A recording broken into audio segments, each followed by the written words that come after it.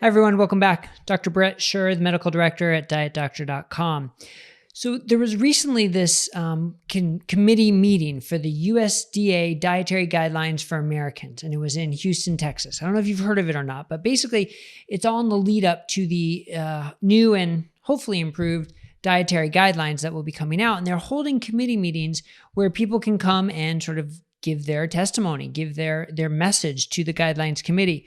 We have a guest post from Dr. Ted Eytan, who's a primary care doctor who's now working with Nutrition Coalition. He's a great voice and very fun to follow on social media, just as a little plug for him. But he wrote a guest post for us that we have on our news section at Diet Doctor, because he attended this session and he actually gave some testimony, and he wrote an interesting piece I encourage you all to read.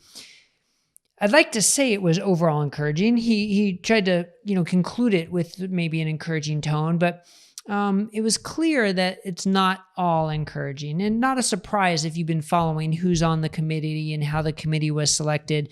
We had a podcast with Nina Teicholz earlier in the year that you may want to listen to if you're interested in this topic. But he laid out the environment of where they are, and they're at the Children's Nutrition Research Center, sort of surrounded by the facilities treating the metabolic diseases that we're trying to prevent with nutrition. But he started by saying, look, the committee knows what the problem is, right? It's not that the committee has their head in the sand or that they don't recognize that we're facing a public health metabolic crisis, basically, so to speak. But then the question becomes, what are they doing about it? And the policies that they have in place currently clearly aren't addressing it. So how are they going to change? And Dr. Eytan was able to make a statement and where he talked about how research on saturated fats has never been evaluated in totality. It sort of all the data before their arbitrary cutoff date was not included. There's a lot we've talked about before, how they don't focus on quality of data. They think of large epidemiological studies as high quality data, which it really isn't. There's also the concern of who's included in making up these guidelines, because previous guidelines said they were geared towards healthy adults. So hopefully that's something that's changing, because now we're seeing that the healthy adult is unfortunately becoming a minority, and who we really need to target are the unhealthy ones who need to get better, who need to improve their metabolic dysfunction or lose weight to become a healthier weight, or some segment of the population that most of us are not under that quote unquote healthy moniker. So that's something that needs to change. And also in his public comments, when we say, eat healthy, what does that mean? And that's been such a point of confusion that these dietary guidelines should address, but the way they sort of evaluate the science so far doesn't appear to be getting us there.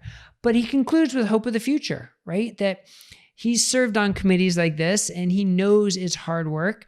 And the fact that we're making steps, that we're able to give our opinions, that we're able to give our impression to the committee, that the committee appears to be open to hearing things, bodes for changes in the future. And he has this hashtag data over dogma. And that's what we sort of need to perpetuate, this concept of data over dogma, and the concept of quality of data matters. And hopefully that's where we're starting to go from here, that by hearing it over and over and over again, we're going to start to make this change in the dietary guidelines. Quality of data matters, like the papers that were published in Annals of Internal Medicine using the GRADE criteria, GRADE, to evaluate the evidence against red meat or even processed meats.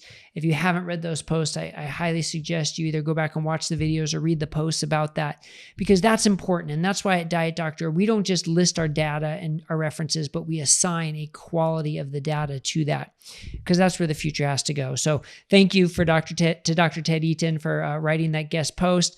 I hope you can read the post and enjoy it. And hopefully there's some optimism for the future of what the dietary guidelines may bring. All right. Thanks a lot. Please click subscribe below so you'll get all our updates and all our news stories and everything you need to know to be up to date in the world of health and low carb. All right. Have a great day.